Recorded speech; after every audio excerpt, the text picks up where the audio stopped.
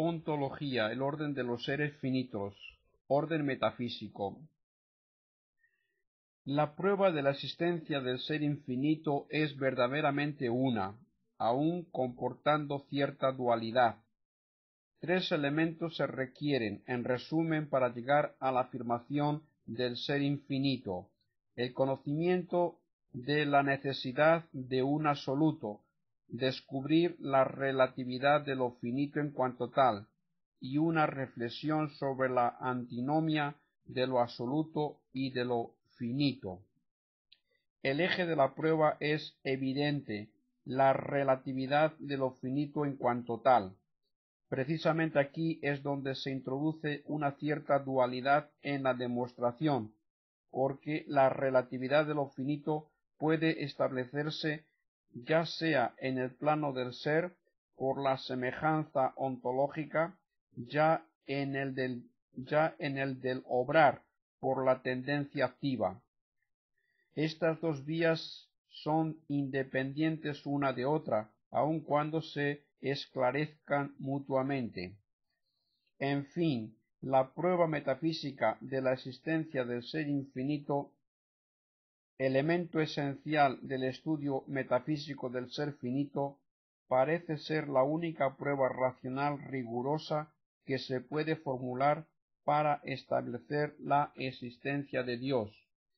En otros términos, creemos que toda prueba racional verdaderamente satisfactoria debe poderse reducir a esta prueba metafísica. En efecto, el término Dios designa comúnmente al Creador del universo, única causa primera de todo cuanto existe. Toda definición nominal menos rica es insuficiente, pues no designaría al verdadero Dios, primer principio y fin último de todas las cosas. Ahora bien, para demostrar la existencia de esta causa primera única, no basta establecer la relatividad de cierta categoría de seres, los seres corporales, por ejemplo, sino que es necesario superar lo finito en cuanto tal. Hay que establecer la relatividad de lo finito en cuanto tal, de forma que se llegue al infinito, que es necesariamente único como causa de todos los seres finitos. Esta superación de lo finito en cuanto tal no se puede hacer sino por la crítica metafísica de su ser y de su obrar. Siendo esto así, ¿qué debemos pensar de los innumerables argumentos propuestos en el curso de la historia y cuya extraordinaria variedad no parece poderse reducir a una prueba metafísica única? Debemos rechazar en bloque este inmenso esfuerzo del pensamiento humano en orden a la búsqueda de Dios, Ciertamente no, mas ciertas distinciones y precisiones se imponen. Nos limitaremos aquí a las indicaciones esenciales. Desechemos primeramente las pruebas que no nos sirvan, pues muchas tentativas ha habido poco acertadas y manifiestamente inaceptables, los intentos de pruebas científicas, físicas, biológicas, geológicas y hasta matemáticas. El argumento de San Anselmo, al menos en su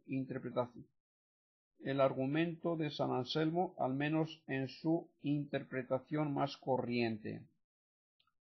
En segundo lugar, muchos de los argumentos en favor de la existencia de Dios no son en realidad sino preparaciones psicológicas extrínsecas a la prueba propiamente dicha. Disponen al espíritu para buscar a Dios y encontrarle. En esta categoría pueden clasificarse los argumentos de autoridad, consentimiento universal de los pueblos, convergencia de los grandes pensadores, testimonio de los hombres de Dios. Las presunciones en favor de la existencia de Dios. Sin Dios, el orden moral y el orden social no tendrían fundamento sólido. ¿Se impone el orden moral? Parece probable.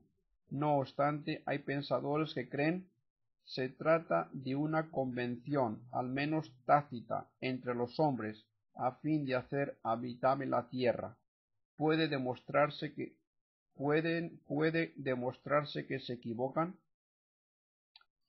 El estudio de los indicios de la actividad divina, maravillas de la naturaleza en todos los dominios, milagros, santidad heroica, hechos de orden místico, en resumen, todo dato de experiencia que manifiesta una sabiduría, un poder y una providencia sobrehumanos.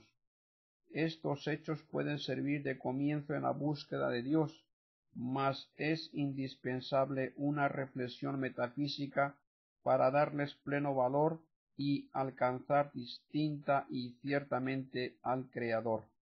Argumentos o discursos que nos encaminan hacia la prueba metafísica. Pueden agruparse bajo este título las reflexiones que tienden a destacar una manifestación parcial de la relatividad de lo finito, deficiencia de los seres materiales, caducidad del hombre, solidaridad de la naturaleza en el mundo corporal. Estas consideraciones pueden servirnos de introducción al problema más general de la relatividad del ser finito en cuanto tal. En fin, cierto número de argumentos célebres deben considerarse como aproximaciones a la prueba metafísica. Se trata de elementos intrínsecos a la prueba metafísica, pero incompletos o imperfectamente presentados.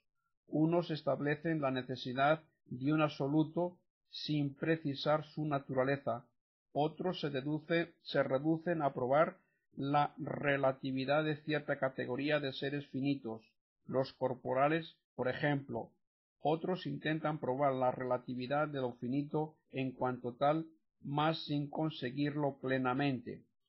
A veces se presentan todos los elementos esenciales a la prueba, aunque mal dispuestos e imperfectamente expresados.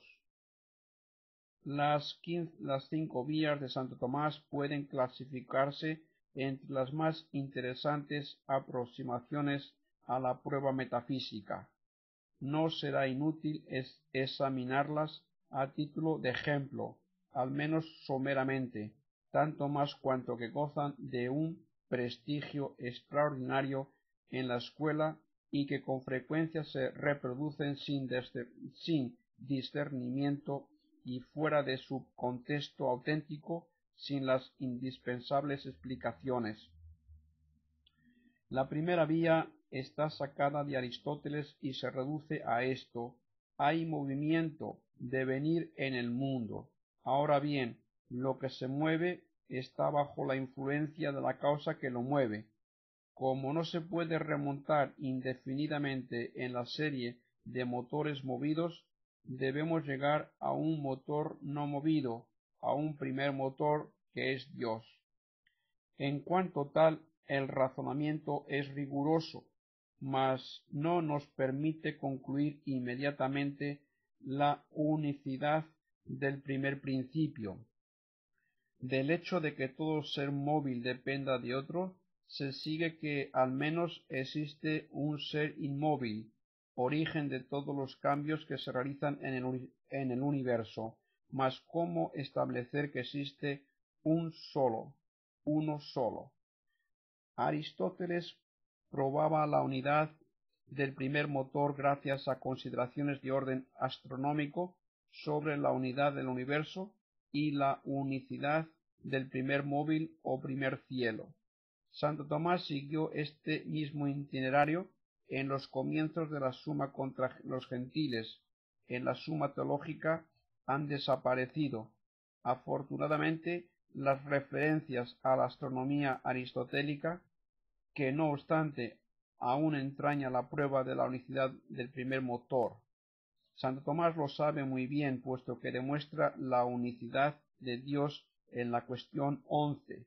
Si se quiere pues hacer llegar la primera vía hasta la afirmación explícita del único verdadero Dios, tendremos que seguir hasta Tendremos que seguir a Santo Tomás hasta allá, donde una nueva deducción vendrá a demostrarnos que todos los seres finitos son móviles y que por lo mismo sólo el ser infinito y único puede ser motor inmóvil o primer motor.